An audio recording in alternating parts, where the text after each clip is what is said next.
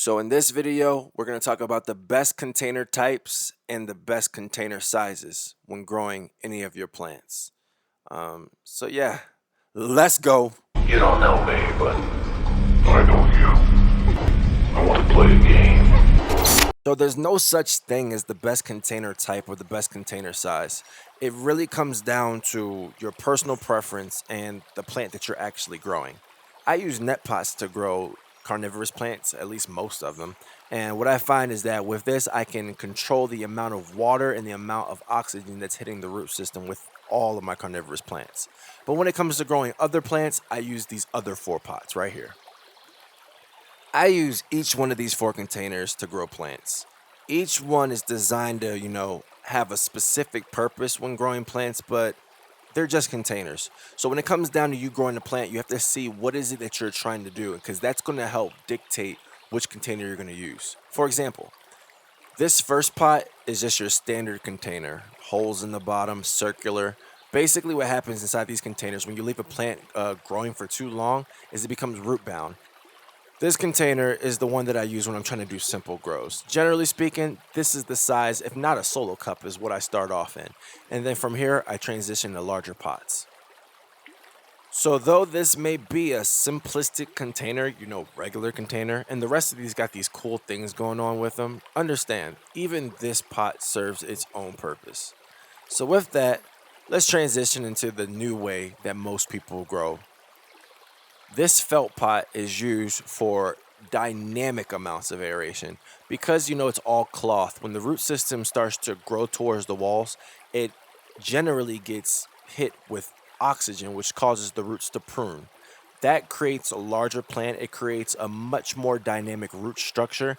And generally speaking, when you're growing plants like tomatoes, that's what you want. The larger the root system, the larger the plant, the bigger the yield.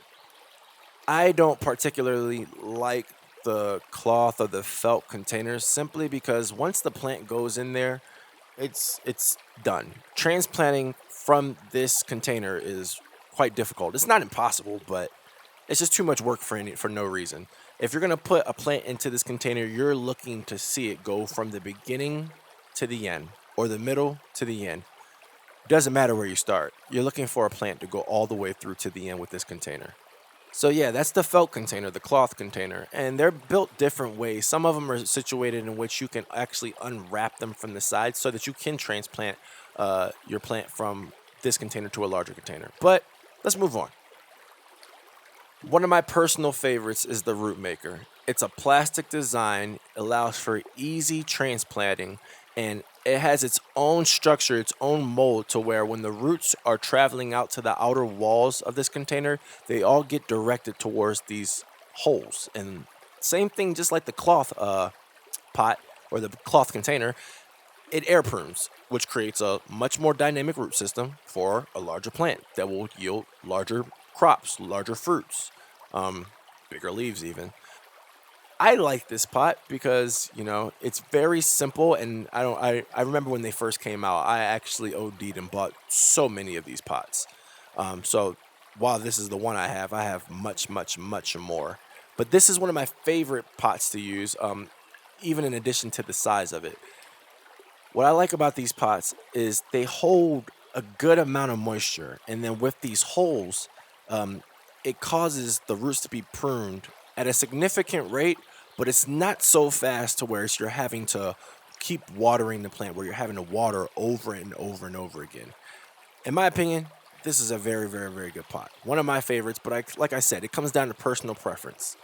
Now, when it comes to transplanting, what I generally do is I place the square pot in this circular pot somewhere around the second ridge. I usually let that be the base of where the first root ball system ends. And then from there, I know it's going to continue to grow down. It's going to continue to grow out. And then because of how the plants that I usually grow work in this container, I know that there might be more roots that sprout within the actual stalk of the plant. So I guess you could guess by now. Which one is my favorite pot? Well, here you go.